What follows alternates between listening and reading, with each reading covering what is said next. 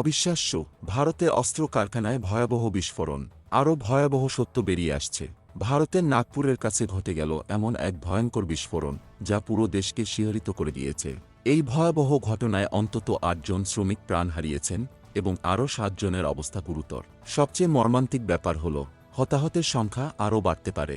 শুক্রবার সকালে মহারাষ্ট্রের ভান্ডারা জেলায় ঘটে যায় এক মারাত্মক বিস্ফোরণ যা যেন এক বিভীষিকার মতো নেমে আসে। এই ঘটনাটির সত্যতা নিশ্চিত করেছেন কেন্দ্রীয় মন্ত্রী নীতিন গডকরি, যিনি জানিয়ে দেন এই ঘটনায় ৮ জন মারা গেছেন এবং আরও ৭ জন গুরুতর আহত হয়েছেন।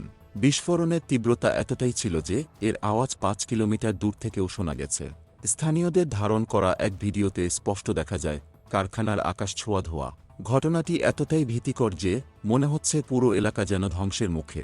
জেলা কালেক্টর সঞ্জয় কোল্টে জানান, সকাল 10:30টার সময় এলটিপি অংশে বিস্ফোরণটি ঘটে।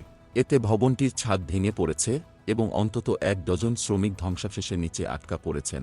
পরিস্থিতি নিয়ন্ত্রণে আনতে দমকল কর্মীরা এবং চিকিৎসকরা দ্রুত ঘটনাস্থলে পৌঁছেছেন।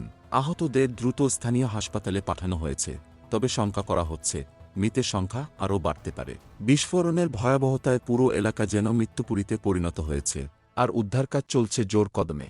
এক বিশাল খননযন্ত্র দিয়ে ধ্বংসাবশেষ সরানোর কাজ চলছে যাতে আটকা পড়া শ্রমিকদের উদ্ধার করা যায়। কিন্তু প্রশ্ন উঠছে, এই বিস্ফোরণের কারণ কি?